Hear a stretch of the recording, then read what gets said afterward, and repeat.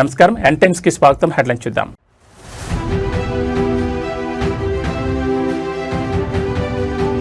నందినగర్లో రాజకీయ సందడి. ఉమ్మడి రంగారెడ్డి జిల్లా నేతలకు కేటీఆర్ దిశానిర్దేశం.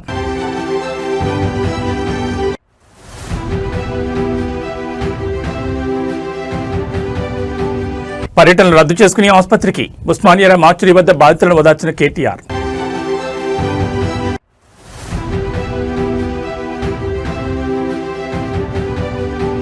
జీఎన్ నాయుడు మృతి పట్ల సీఎం చంద్రబాబు, మంత్రి లోకేష్ తీవ్ర సంతాపం. నివాళులర్పించిన ముఖ్యమంత్రి.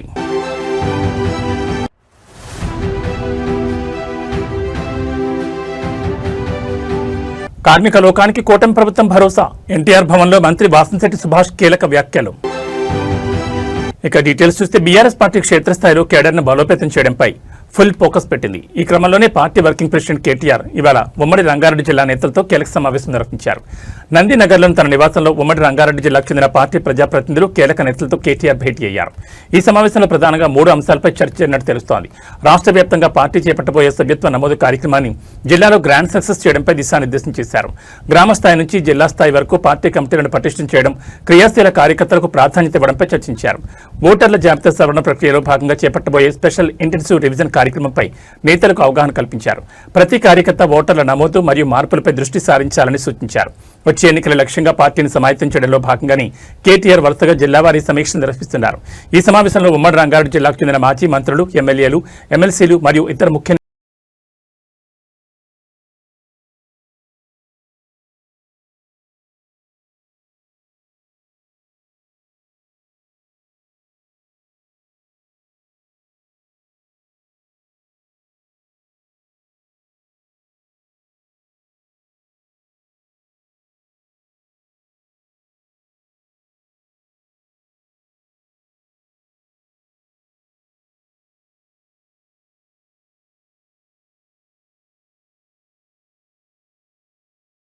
జరిగిన ఘోర రోడ్డు ప్రమాదం తెలుగు రాష్ట్రాల్లో తీవ్ర విషాదాన్ని నింపింది. ఈ ప్రమాదంలో మృతి చెందిన 6 సిరిసిల్ల వాసులు పార్థివ దేహాలకు బీఆర్ఎస్ వర్కింగ్ ప్రెసిడెంట్ కేటీఆర్ నివాళులర్పించారు. ఉస్మానియా జనరల్ హాస్పిటల్ మార్చురీ వద్దకు చేరుకున్న ఆయన బాధిత కుటుంబాలను ఓదార్చారు.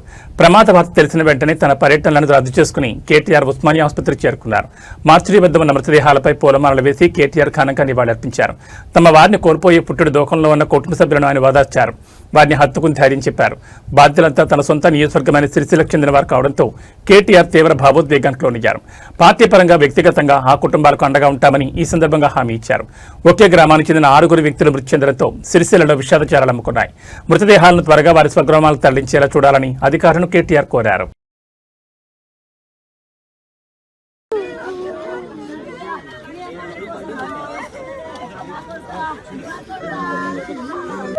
మేము ఎట్లుండాలి అయ్యో అయ్యా అన్ని తండ్రికి ఇంత కలకల పెట్టే అయ్యా నా బిడ్డలు ఎట్లా మంచి పోవాలి అయ్యా ఉన్న ముగ్గురు ఒక్కసారి పోతున్నదే నా అయ్యా వాళ్ళ వంశం లేకుండా అయిపోయిందా నా అయ్యా చిన్నదాని నుంచి పోయినా నేను పెంచుతుంటేనయ్యా నా అయ్యా సెలవులు ఉన్నాయన్నదే అయ్యా మేము టూరు పోతామన్నదయ్యా నా అయ్యా నేను ఎట్లా బతకాలి అయ్యో నా అయ్యా తల్లిదండ్రులు కొట్ట పోతా అయిపోతుండరే దేవుడా నా దేవుడా నీ బిడ్డ దారి ఎట్లా దొరికిందే బిడ్డు నా బిడ్డ మీ ఆఫీస్ టైం ఏంటే బిడ్డు నా బిడ్డ మీ ఆఫీస్ పోవా బిడ్డు నా బిడ్డ మీ ఆఫీస్ సార్ నమస్తే సార్.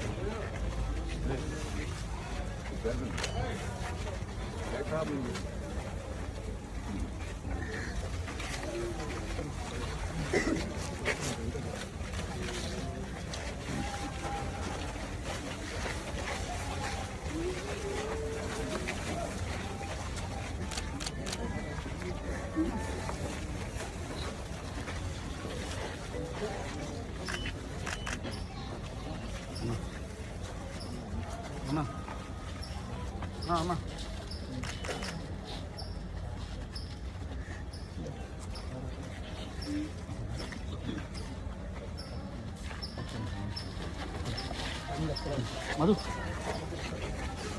ఒక్క నిమిషం ఫోన్ చేస్తారు 2 నిమిషాలు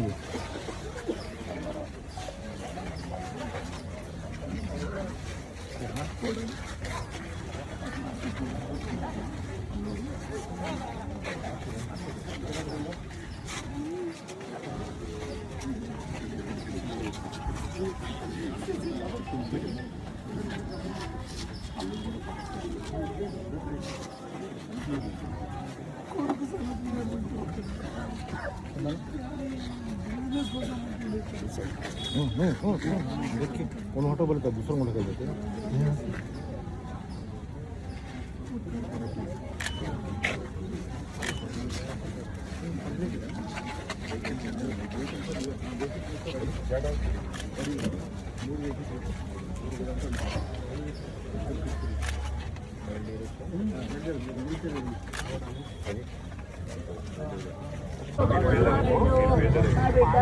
నా బిడ్డ నేను ఉన్నా పోయినా అయిపోతాడు బిడ్డ నా బిడ్డ ఇద్దరు తల్లి నా బిడ్డ అయిపోయినాయి అనుకున్నా బిడ్డ నా బిడ్డ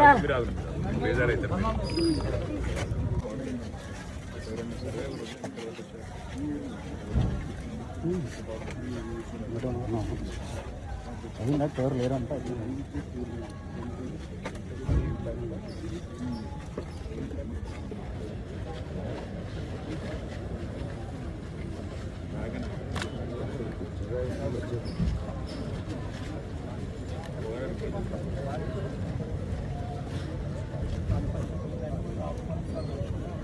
ప్రముఖ పారిశ్రామికవేత్త రీజెన్సీ గ్రూప్ అధినేత జీఎన్ నాయుడు మృతి పట్ల ఆంధ్రప్రదేశ్ ముఖ్యమంత్రి నారా చంద్రబాబు నాయుడు మరియు రాష్ట్ర మంత్రి నారా లోకేష్ తీవ్ర సంతాపం వ్యక్తం చేశారు. హైదరాబాద్లోని ఆయన నివాసానికి చేరుకున్న ముఖ్యమంత్రి నాయుడు పార్థివ దేహానికి పూలమాలలు వేసి నివాళులర్పించారు. పరిశ్రమల రంగంలో తనదైన ముద్ర వేసిన జీఎన్ నాయుడు మరణం తీరని లోటని ముఖ్యమంత్రి సందర్భంగా పేర్కొన్నారు. నివాళులర్పించిన అనంతరం సీఎం చంద్రబాబు మరియు మంత్రి లోకేష్ జీఎన్ నాయుడు కుటుంబ సభ్యులను పరామర్శించారు. వారిని ఓదార్చి ధైర్యం చెప్పారు. నాయుడుతో ఉన్న సుదీర్ఘ అనుబంధాన్ని, పారిశ్రామిక అభివృద్ధికి ఆయన చేసిన సేవలను ముఖ్యమంత్రి గుర్తు చేసుకున్నారు. ముఖ్యమంత్రితో పాటు పలువురు రాజకీయ ప్రముఖులు మరియు పారిశ్రామికవేత్తలు కూడా నాయుడు నివాసానికి చేరుకుని ఆయనకు నివాళులర్పించారు. నాయుడు మృతితో పారిశ్రామిక రంగం ఒక గొప్ప దార్శనికుడిని కోల్పోయిందని పలువురు ప్రముఖులు ఆవేదన వ్యక్తం చేస్తున్నారు. ఇప్పటికే ఆయన అంత్యక్రియలకు సంబంధించిన ఏర్పాట్లు పూర్తయ్యాయి.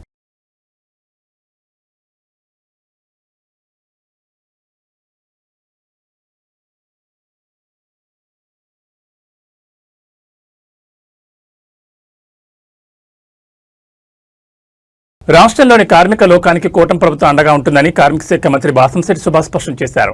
కార్మికుల సంక్షేమానికి తమ ప్రభుత్వం ఒక వారధిలా పనిచేస్తుందని ఆయన పేర్కొన్నారు. అమరావతిలోని ఎన్టీఆర్ భవన్ నుంచి ఆయన మీడియా ప్రతినిధులతో మాట్లాడారు. ఎన్టీఆర్ భవన్లో జరిగిన ఈ మీడియా సమావేశంలో మంత్రి పలు కీలక అంశాలు ప్రస్తావించారు. గత ప్రభుత్వ హయాంలో నిర్లక్ష్యానికి గురైన కార్మిక రంగాన్ని మళ్లీ గాడిలో పెడతామని, కార్మికుల సంక్షేమం కోసం ప్రత్యేక పథకాలు రూపొందిస్తున్నామని మంత్రి తెలిపారు. కార్మికులకు అందాల్సిన ఫలాలు నేరుగా వారికి చేరేలా పారదర్శకమైన విధానాన్ని అమలు చేస్తామని, ప్రభుత్వం వారికి ఎల్లప్పుడూ అందుబాటులో ఉంటుందని భరోసా ఇచ్చారు. ముఖ్యంగా భవన నిర్మాణ కార్మికుల సంక్షేమ నిధుల వినియోగంపై దృష్టి సారిస్తామని, వారి పెండింగ్ సమస్యలను త్వరితగతిన పరిష్కరిస్తామని హామీ ఇచ్చారు. ఈ సమావేశంలో మంత్రి సుభాష్తో పాటు పలువురు పార్టీ నేతలు పాల్గొన్నారు. కార్మికుల హక్కులను కాపాడడంలో కూటమి ప్రభుత్వం రాజీ పడపోదని ఆయన ఈ సందర్భంగా పునరుద్ఘాటించారు. అందరికీ నమస్కారం. ముందుగా అందరికీ అంతర్జాతీయ కార్మికుల దినోత్సవ శుభాకాంక్షలు తెలియజేసుకుంటూ, ఈరోజు సుమారు 22 నెలల వ్యవధిలో కార్మికుల భద్రత విషయంలో కానీ, ఆరోగ్య విషయంలో కానీ, ఇటు సంక్షేమ విషయంలో కానీ అనేక మార్పులు తీసుకుని వచ్చారు గౌరవ చంద్రబాబు నాయుడు గారు. నిరంతరం ఒక కార్మికుడిలాగా శ్రమిస్తూ మరి ఈ కార్మికుల ఆరోగ్యం, భద్రత విషయంలో నిరంతరం ఆలోచించే గౌరవ ముఖ్యమంత్రి నారా చంద్రబాబు నాయుడు గారు మరి నిన్న మేడే రోజున ఒక శుభవార్త చెప్పడం జరిగింది.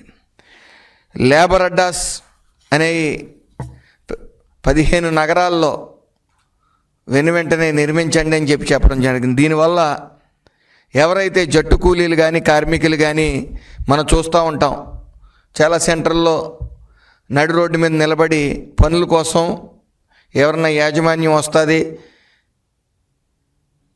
కూలి పనుల కోసం అక్కడ చేసుకుందామని వెయిట్ చేయడం చూస్తూ ఉంటాం. దానివల్ల ప్రమాదాలకు కానీ, మండుటెండలో వాళ్ళు నిలబడటం కానీ ఇవన్నీ జరుగుతూ ఉన్నాయి. వీళ్ళకి ఏదో చేయాలనే ఆలోచనతో మరి నారా చంద్రబాబు నాయుడు గారు లేబర్ అడ్డాస్ అనేవి 15 పైలట్ ప్రాజెక్టుల కింద 15 నగరాల్లో పెట్టమని చెప్పడం జరిగింది. దానివల్ల విశ్రాంతి తీసుకునే అవకాశం, అలాగే టాయిలెట్స్ ఉపయోగించుకునే అవకాశం, అలాగే వాళ్ళకి అక్కడ స్కిల్ ఇచ్చే అవకాశం. అంటే చంద్రబాబు నాయుడు గారు నాకు కావాల్సింది హార్డ్ వర్క్ కాదు, స్మార్ట్ వర్క్ అని చెప్తా ఉన్నారు. కొత్తగా వచ్చిన పరికరాల్ని వాళ్ళు ఎలా యూజ్ చేయాలనేది స్కిల్ ఇవ్వడంతో పాటు కొంతమంది యాజమాన్యుల ద్వారా కొంత ఇన్ఫర్మేషన్ తీసుకుని వాళ్ళకి ఎంత లేబర్ కావాలి, జట్టు కూలీలు కావాలనేది అక్కడ డేటా ఉంటుంది. కాబట్టి వాళ్ళందరికీ కూడా పని దొరికే విధంగా, ఉపాధి కల్పించే విధంగా కూడా ఈ లేబర్ అడ్డాస్ ఉపయోగపడతాయి. మరి ఇది పైలట్ ప్రాజెక్ట్ కిందే చేస్తూ ఉన్నాం. ఈ పైలట్ ప్రాజెక్ట్ 15 పూర్తి అవగానే ఇంచుమించు ప్రతి కాన్స్టిట్యున్సీల్లో కూడా లేబర్ అడ్డాస్ అనేవి నిర్మించబోతూ ఉన్నాం. అదేవిధంగా ఈరోజు చూస్తూ ఉంటే పోలవరం కానీ, అమరావతి నిర్మాణం కానీ, పారిశ్రామిక కారిడార్లు కానీ, లాజిస్టిక్స్ కానీ ఇలా మన రాష్ట్రంలో విస్తృతంగా అభివృద్ధి జరుగుతూ ఉంది. అభివృద్ధి పనులు జరుగుతూ ఉన్నాయి. కష్టజీవులకి చేతి నిండా పని దొరికే గొప్ప అవకాశం ఇదని తెలియజేసుకుంటా ఉన్నాను. అలాగే ఆల్రెడీ ఏదైతే 18 లక్షల మంది 20 లక్షల మంది భవన నిర్మాణ కార్మికులు ఉన్నారో వాళ్ళ జీవితాలని చిన్నాభిన్నం చేసింది గత వైసీపీ ప్రభుత్వం. 1214 మెమో పెట్టి వాళ్ళకు వస్తున్న సంక్షేమ పథకాలన్నీ ఆపడంతో పాటు ఇసుక బంగారంలో అమ్మటం వల్ల కనీసం సంవత్సరంలో 70-80 రోజుల మించి పనులు లేవు.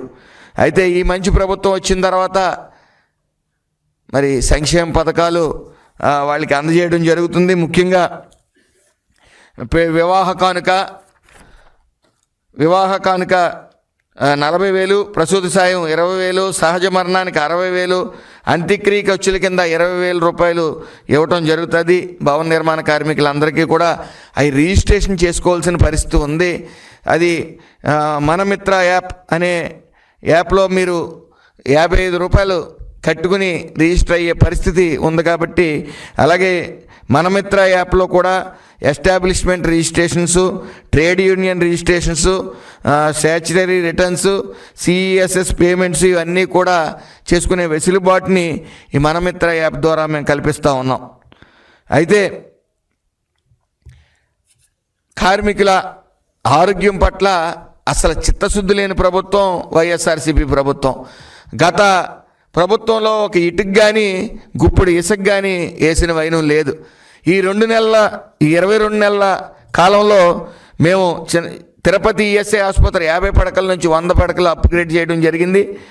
అలాగే అచ్యుతాపురం 30 పడకల హాస్పిటల్ ఆల్రెడీ శంకుస్థాపన చేయడం జరిగింది. ప్రారంభోత్సవానికి కూడా రెడీగా ఉండటం జరిగింది. అలాగే గుంటూరులో 100 పడకల ఆసుపత్రి కోసం 6.35 ఎకరాలు, కర్నూలులో 30 పడకల ఆసుపత్రి కోసం 5.23 ఎకరాల భూమిని కేటాయించడం జరిగింది.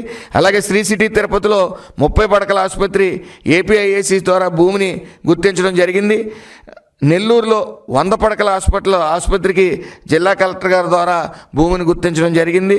విశాఖపట్నం 50 సీట్ల ఎంబీబీఎస్ ఈఎస్ఐసి మెడికల్ కాలేజ్ మంజూరైంది. ఇది 100 పడకల శీలానగర్ ఈఎస్ఐసి ఆసుపత్రికి అనుబంధంగా ఉంటుంది. అలాగే అమరావతిలో 500 పడకల దిత్రిసేని ఆసుపత్రి మరియు 150 బెడెడ్ సూపర్ స్పెషలిస్ట్ పడకలతో కూడిన ఈఎస్ఐసి మెడికల్ కాలేజ్ శంకుస్థాపన ప్రతిపాదన సమర్పించడం జరిగింది. అలాగే చిత్తూరు, బంగారుపాళ్యం, నగరి, గుంతకల్, అనంతపురం, గంగూరు, మచిలీపట్నం, బావులపాడు కొత్త ఈఎస్ఐ డిస్పెన్సరీ కోసం రాష్ట్ర ప్రభుత్వం ఉచితంగా భూమి కేటాయించడం జరిగింది. అలాగే ఈఎస్ఐసి నిబంధనల ప్రకారం రాష్ట్ర వ్యాప్తంగా 30 కొత్త ఈఎస్ఐ డిస్పెన్సరీ స్థాపనకు ప్రతిపాదనలు సమర్పించడం జరిగింది. అలాగే 57 ప్రస్తుత డిస్పెన్సరీ మౌలిక సదుపాయాల సిబ్బంది మరియు సేవా సామర్థ్యాన్ని బలోపేతం చేయడానికి ప్రతిపాదనలు సమర్పించడం జరిగింది. ఈరోజు కార్మికుడు ఆరోగ్యం అలాగే భద్రత కూడా గత ప్రభుత్వం అసలు ఈ ఏదైతే థర్డ్ పార్టీ ఎక్స్పర్ట్స్ ఉన్నారో సేఫ్టీ ఆడిట్స్ చేయవలసిన పరిస్థితుల నెపంలో వాళ్ళందరూ కూడా కనీసం ఒక సంస్థకి ఒక ఫ్యాక్టరీకి కానీ ఇండస్ట్రీకి కానీ వెళ్ళి వాళ్ళు ఈ సేఫ్టీ ఆడిట్లు చేయకుండా కమిషన్ల కోసం కక్కుతుబడి వెనక్కి వెళ్ళిపోయిన వైనం. మరి ఏ రోజు కూడా వాళ్ళు సేఫ్టీ ఆడిట్లు చేయలేదు సరిగ్గా.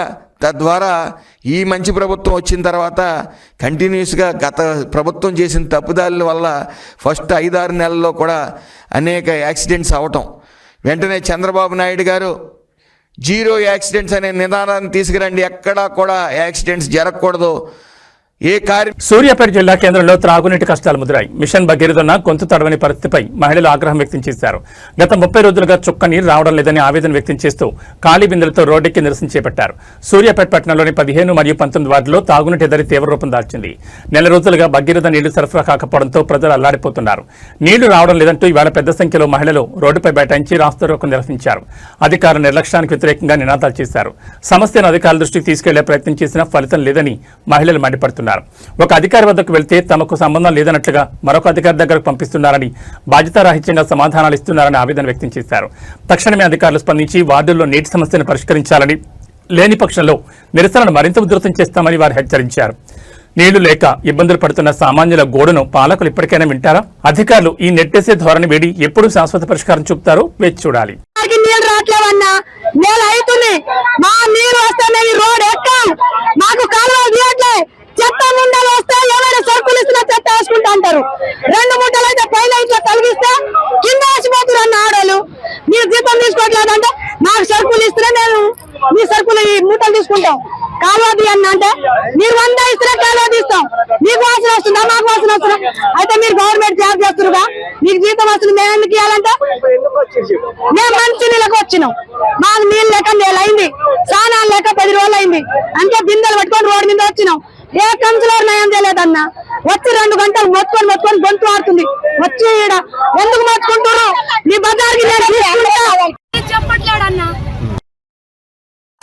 వచ్చి 2 గంటలు అయింది. అన్నా నేను పెద్దగా అయినా మరి మీకు నేను చూసుకుంటా. రోడ్ ఎందుకు ఎక్కిన నాకు చెప్పాలగా కౌన్సిలర్, చెప్పాలి. 2 రోజులు తీసుకొని రోడ్ తెచ్చిన మాట్లాడుతున్నా. ఇలా మూసుకొని ఉంటారు మీరు అందరూ. మరి వాడు ఏమంటారు? మీరు డబ్బులు తీసుకుంటారు, మాకు నీళ్ళు కావాలి. నీళ్ళు వస్తే మేము వాళ్ళ జోలికి పోం. 2 రోజులకి ఒక్కనాడు ఇడిచి పెట్టినా మాకు నీళ్ళు కావాలి. మాకు కావాలి, తేటం కావాలి. వాళ్ళ జోలికి మేము పోమన్నా. అది మా బాధ. నీళ్ళు రాక మాకు చిన్న చిన్న పిల్లలు నాకు కాలువలు లేవంటే కాలువలు లేవంటారు. 100 రూపాయలు ఇవ్వండి కాలువలు తీస్తామంటారు. మరి మాకు నీళ్ళ కొరకు కమిషన్ కాడికి పోమంటారు. ఏ కమిషన్ కాడికి పోవాలి? మేము ఎక్కడ పోవాలి? ఆయన ఇల్లు ఎక్కడో, ఆయన ఎక్కడో, ఆయన ఎవరో మాకేం తెలుసు? ఇక ఈయనకు చేస్తున్నా ఫోన్ ఎత్తుతలేడు. మరి ఎవరిని అడగాలి? అందరూ అడుగు, అక్కడ పో, ఇక్కడ పో, అడిపో, ఈడిపో అంటే ఎవరికై పోవాలి? మేము ఏం చేసారు? వచ్చారు పోలీసు వాళ్ళు, అయ్యేటోళ్ళు నెట్టిరు, బండ్లు పోనిచ్చారు వాళ్ళు. ఇప్పుడు మమ్మల్ని బండ్లు కూడా అప్పుడు చేసిరు వాళ్ళు. మరి ఎవరిని అడగాలి? మా మీద దాడి చేయడానికి ఇంకొస్తారు అందరూ. ఆ బండ్లు లేకపోతే ఏంటమ్మా, ఎవరమ్మా ఆపడానికి? పోయి కమిషన్ కాడికి పోంటారు. పోయి ఆయన ఏమడగాలి? చెప్పండి, ఎవరిని అడగాలి? ఏ కమిషన్ కాడికి పోయి అడగాలి? ఏ కమిషన్ కాడికి? బజార్లో మా బజార్ 15 వాటికి 6 నెల అయింది నీళ్ళు రాక. మరి ఎవరిని అడగాలి? చెప్పండి. మీరు దోక మేము పోతాం. మమ్మల్ని తీసుకోపోండి ఆడికి. కావాలి, మోడీ సాఫ్ కావాలి. ఈ 2 ముఖ్యం మాకు. ఫోన్ ఎత్తుతలేడు, ఫోనే తీస్తలేడు ఆయన. కౌన్సిలర్ ఫోనే తీస్తలేడు. అదేనో వాడు కనీసానికి నెలకి మాకు ఇబ్బంది. అదే నిన్ను మటన్ కూడా వచ్చిన మటన్ చూడొచ్చు, నా బెడ్ చూడు, నా అవతారం చూడు. కనీసాన్ని నీళ్ళు కూడా లేకపోతున్నాడు. ఇక నీకు అన్ని సాయం చేస్తా, అది చేస్తా, ఇది చేస్తా అని మాట్లాడిండు. ఏం చేస్తా? ఏది అధికారులు ఎవ్వరు లేడు. అసలు వాడు కౌన్సిలర్ లేడు, వాడు కౌన్సిలర్ రాలే. ధర్నా చేస్తున్నాం, మేము ధర్నా చేస్తున్నాం. మా మున్సిపల్ కౌన్సిలర్ వస్తారో, వార్డు మెంబర్ వస్తారో, ఎవరు వస్తారో. ఇక అనంతపురం జిల్లా సింగనమల నియోజకవర్గంలో రాజకీయ సెగలు రేగుతున్నాయి. ప్రజా సమస్యలు వినాల్సిన ఎమ్మెల్యే ప్రశ్నించిన గొంతు నొక్కేసే ప్రయత్నం చేయడం ఇప్పుడు చర్చనీయాంశంగా మారింది. సమస్య చెప్పుకోవడానికి వచ్చిన సొంత పార్టీ కార్యకర్తని పోలీసులు ఈడ్చుకు వెళ్లడం నియోజకవర్గంలో కలకలం రేపుతోంది. సింగనమల నియోజకవర్గంలోని కనంపల్లి గ్రామంలో ఈ ఘటన చోటు చేసుకుంది. గ్రామానికి వచ్చిన టీడీపీ ఎమ్మెల్యే బండారు శ్రావణిని కలిసేందుకు ఒక కుటుంబం ప్రయత్నించింది. తమకున్న సమస్యలు పరిష్కరించాలని కోరుతూ వారు ఎమ్మెల్యే వద్దకు వెళ్లారు. ఈ క్రమంలో ఎమ్మెల్యే బండారు శ్రావణి సదరు కుటుంబంపై తీవ్ర ఆగ్రహం వ్యక్తం చేశారు. సమస్యను పరిష్కరించాల్సింది పోయి ప్రశ్నించేందుకు నిలదీశారు. సొంత పార్టీ కార్యకర్తను కూడా చూడకుండా ఎమ్మెల్యే ఆదేశాలతో పోలీసులు రంగప్రవేశం చేశారు. సదరు కార్యకర్తను పోలీసులు అక్కడి నుంచి ఈడ్చి పారేస్తూ బలవంతంగా అరెస్ట్ చేసి తీసుకెళ్లారు. నమ్మిన పార్టీ నేత వద్దకు వస్తే సమస్యలు తీరుతాయని ఆశించిన ఆ కార్యకర్తకు చివరికి అరెస్ట్ రూపంలో చేదు అనుభవం ఎదురైంది. ప్రస్తుతం ఈ ఘటనకు సంబంధించిన దృశ్యాలు సోషల్ మీడియాలో వైరల్ అవుతున్నాయి. ఎమ్మెల్యే తీరుపై నియోజకవర్గంలో భిన్నాభిప్రాయాలు వ్యక్తమవుతున్నాయి.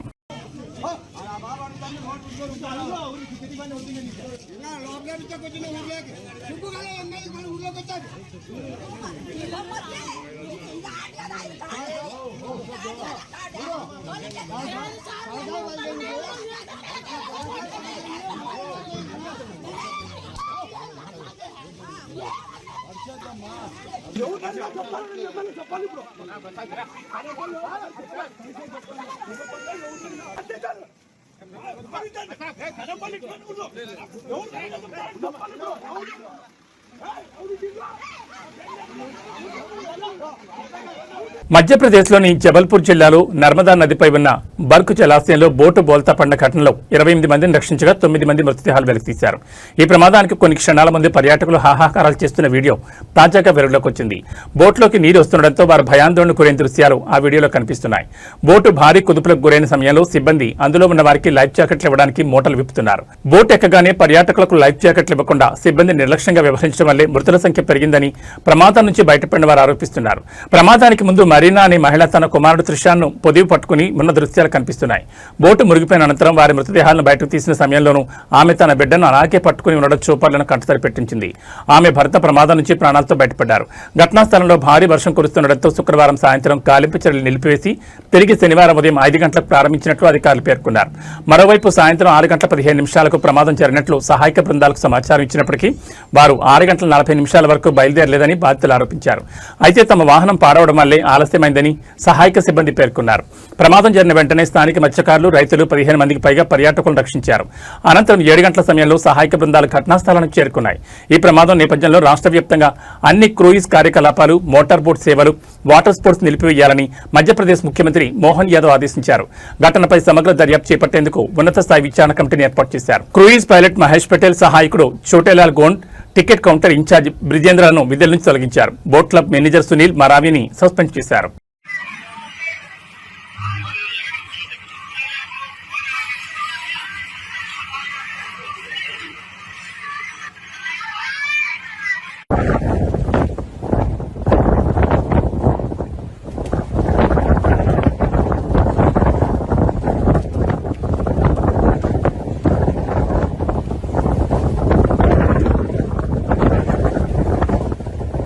దుబ్బాకలో నిర్వహించిన ప్రజాపాలన కార్యక్రమం రణరంగంగా మారింది. రైతుల సమస్యలపై అధికారులను నిలదీస్తూ స్థానిక ఎమ్మెల్యే కొత్త ప్రభాకర్ రెడ్డి తీవ్ర ఆగ్రహం వ్యక్తం చేశారు. ఈ క్రమంలో ప్రసంగిస్తున్న సమయంలో చోటు చేసుకున్న పరిణామాలతో ఆయన మైకును నేలకేసి కొట్టడం ఇప్పుడు చర్చనీయాంశంగా మారింది. రైతుల పక్షాన్ని నిలబడి అధికారుల తీరును తప్పుబడుతూ ఎమ్మెల్యే కొత్త ప్రభాకర్ రెడ్డి ధర్నాకు దిగారు. రైతుల పక్షాన్ని నిలబడి అధికారుల తీరును తప్పుబడుతూ ప్రభాకర్ రెడ్డి ధర్నాకు దిగడంతో రైతులు పండించిన ధాన్యాన్ని వెంటనే కొనుగోలు చేయాలని, కేంద్రాల వద్ద రైతులు పడుతున్న ఇబ్బందులను తక్షణమే తొలగించాలని ఆయన డిమాండ్ చేశారు. ప్రజాపాలన సభలో ఎమ్మెల్యే మాట్లాడుతుండగా అధికారులు పదే అడ్డు తగలడం లేదా మైక్ కట్ చేయడంతో ఆయన సహనం కోల్పోయారు. అధికారుల నిర్లక్ష్య వైఖరి నిరసిస్తూ ప్రసంగిస్తున్న మైకును ఒక్కసారిగా నేలకేసి కొట్టి తన నిరసన వ్యక్తం చేశారు. దీంతో సభా ప్రాంగణంలో ఒక్కసారిగా ఉద్రిక్తత చోటు చేసుకుంది. రైతులకు న్యాయం జరిగే వరకు తమ పోరాటం ఆగదని ఎమ్మెల్యే ఈ సందర్భంగా హెచ్చరించారు. మరోవైపు ఈ ఘటనతో అధికార ప్రతిపక్ష వర్గాల మధ్య వాగ్వాదం చోటు చేసుకోవడంతో పరిస్థితి ఉద్రిక్తంగా మారింది.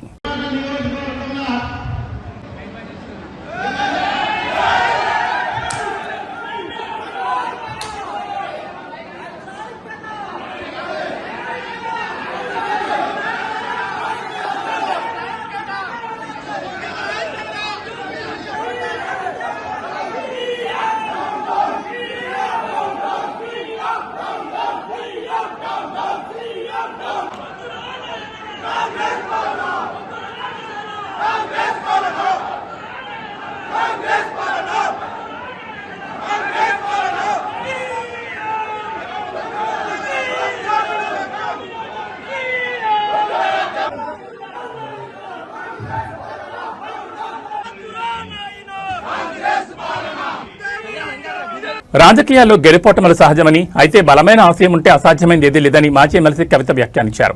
గత చరిత్రను ఉదాహరిస్తూ రాబోయే రోజుల్లో బీఆర్ఎస్ పార్టీ మళ్లీ తన ప్రభావాన్ని చాటుతుందని ఆమె ధీమా వ్యక్తం చేశారు. మహబూబాబాద్లో నిర్వహించిన పార్టీ సమావేశంలో ఆమె చేసిన వ్యాఖ్యలు ఇప్పుడు రాజకీయ వర్గాల్లో ఆసక్తికరంగా మారాయి. పార్టీ శ్రేణుల్లో ఉత్సాహం నింపే ప్రయత్నంలో భాగంగా కవిత సంచలన వ్యాఖ్యలు చేశారు. ఒకనాడు ఎన్టీఆర్ తెలుగుదేశం పార్టీ పెట్టినప్పుడు రాజకీయ అనుభవం లేని అనామకులు సైతం ఘన విజయం సాధించారని ఆమె గుర్తు చేశారు. అదేవిధంగా కేసీఆర్ టీఆర్ఎస్ పార్టీని స్థాపించినప్పుడు కూడా సాధారణ కార్యకర్తలు అనామకులు సైతం ఎమ్మెల్యేలుగా గెలిచి చరిత్ర సృష్టించారని పేర్కొన్నారు.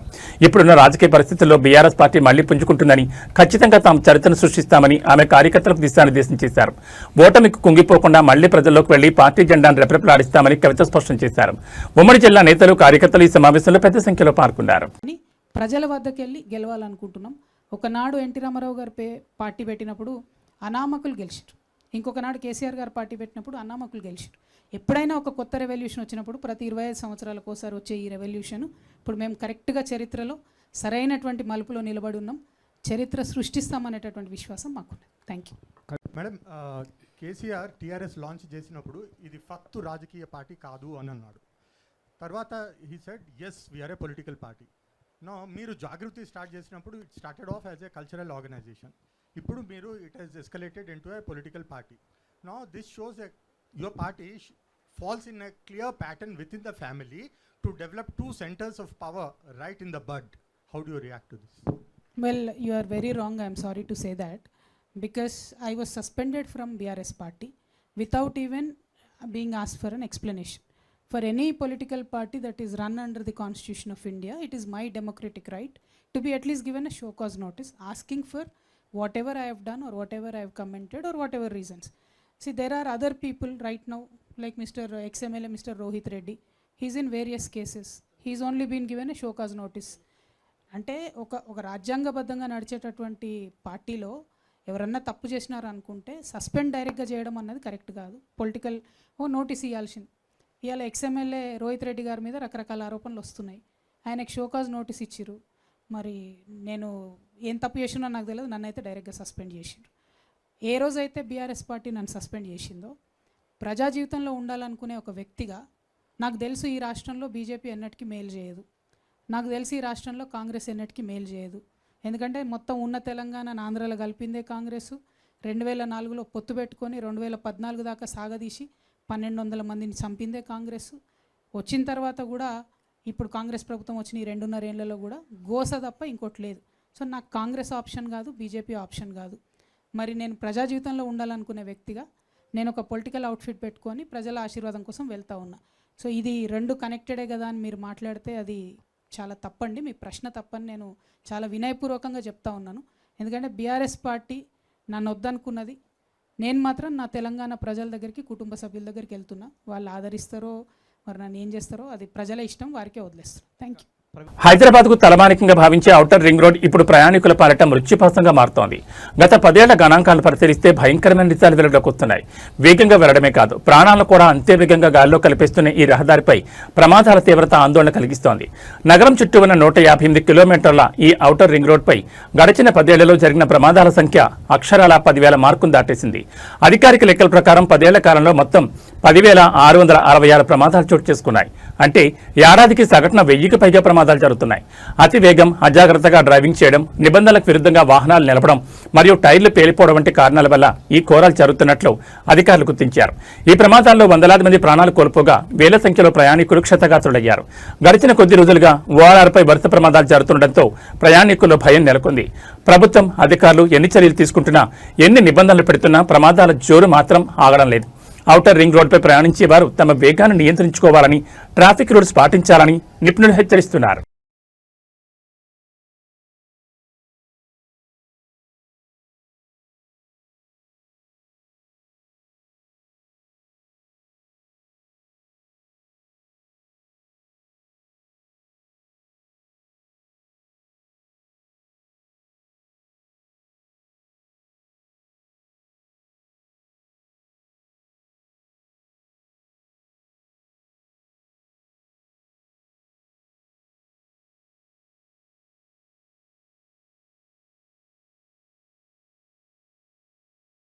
ఇప్పటి వరకు ఐపీఎల్ 2026 సీజన్లో ఎంఎస్ ధోని ఒక్క మ్యాచ్ ఆడలేదు. ఇక రోహిత్ శర్మ మొదట్లో కనిపించిన గాయం వల్ల గత 4 మ్యాచ్లకు దూరమైన సంగతి తెలిసిందే.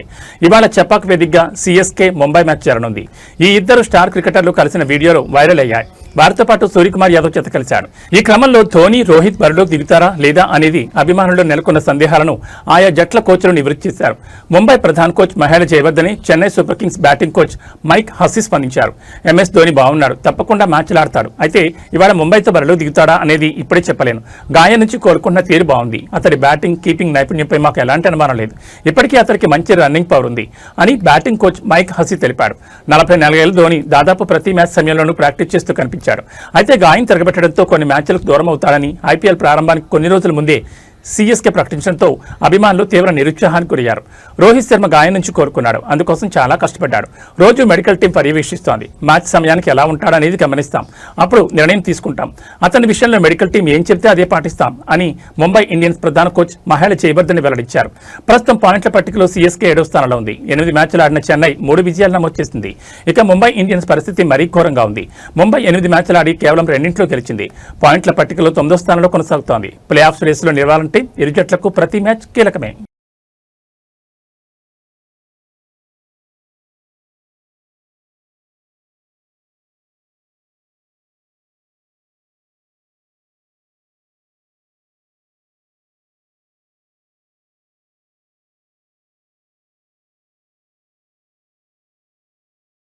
రెబల్ స్టార్ ప్రభాస్ అభిమానులు ఎంతగానో ఎదురుచూస్తున్న భారీ ప్రాజెక్ట్ స్పిరిట్, యానిమల్ వంటి బ్లాక్ బస్టర్ తర్వాత సందీప్ రెడ్డి వంగ తెరకెక్కిస్తున్న ఈ సినిమాపై అంచనాలు ఆకాశం తాకుతున్నాయి. తాజాగా ఈ సినిమాకు సంబంధించి ఒక ఇంట్రెస్టింగ్ అప్డేట్ ను స్వయంగా దర్శకుడు సందీప్ వెల్లడించారు. ఈ చిత్రానికి ప్రముఖ గీత రచయిత అనంత శ్రీరామ్ సాహిత్యం అందించబోతున్నారు. ప్రభాస్ ను ఒక పవర్ఫుల్ పోలీస్ ఆఫీసర్ గా చూపించబోతున్న స్పిరిట్ మూవీకి సంబంధించి ప్రతి చిన్న విషయం నెట్టింట వైరల్ అవుతోంది. ఇప్పటికే తన సినిమాల్లో పాటలకు, సంగీతానికి అత్యంత ప్రాధాన్యత ఇచ్చే సందీప్ రెడ్డి వంగ ఈసారి అనంత శ్రీరామ్ కలం నుంచి వచ్చే లోతైన సాహిత్యాన్ని నమ్ముకున్నారు. అనంత శ్రీరామ్ ఇప్పటికే ఎన్నో సూపర్ హిట్ పాటలకు ప్రాణం పోశారు. ఇప్పుడు స్పిరిట్ వంటి హై వోల్టేజ్ యాక్షన్ డ్రామాలో ఆయన సాహిత్యం ఎలాంటి మ్యాజిక్ చేయబోతుందోనని సంగీత ప్రియులు ఆసక్తిగా ఎదురుచూస్తున్నారు. ప్రభాస్ కెరీర్లో 25వ సినిమాగా రాబోతున్న ఈ చిత్రం త్వరలోనే సెట్స్ పైకి వెళ్లేందుకు సిద్ధమవుతోంది. Sandeep Reddy Vanga taking, Prabhas make over, దానికి తోడు అనంత శ్రీరామ్ సాహిత్యం తోడవడంతో స్పిరిట్ మ్యూజికల్ గా కూడా గూస్ బంప్స్ తెప్పించడం ఖాయంగా కనిపిస్తోంది. ఈ సినిమా గురించి మరిన్ని అప్డేట్స్ కోసం ఫ్యాన్స్ ఈగర్ గా వెయిట్ చేస్తున్నారు. Good evening everybody. Anant Sriram గారు మన తెలుగు ఇండస్ట్రీకి దొరికిన ఒక రేర్ పోయట్ అని నా ఫీలింగ్, ఒక రేర్ కవి. Because his understanding on various emotions is very deep.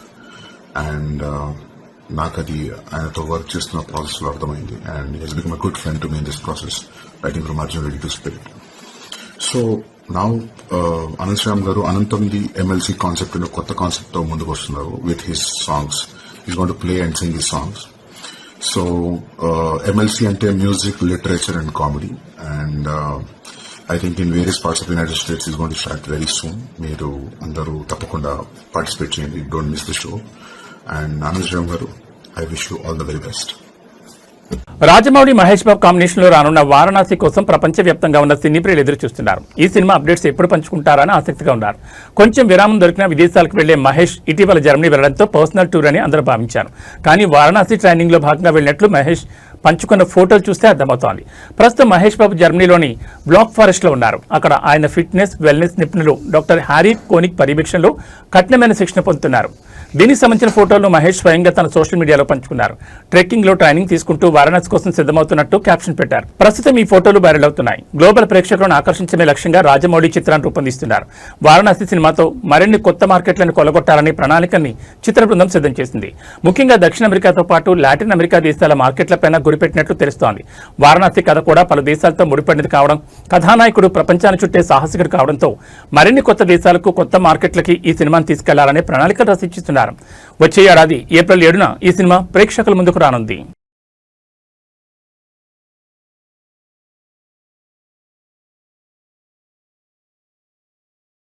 AB bulletin విశేషాలు. నమస్కారం.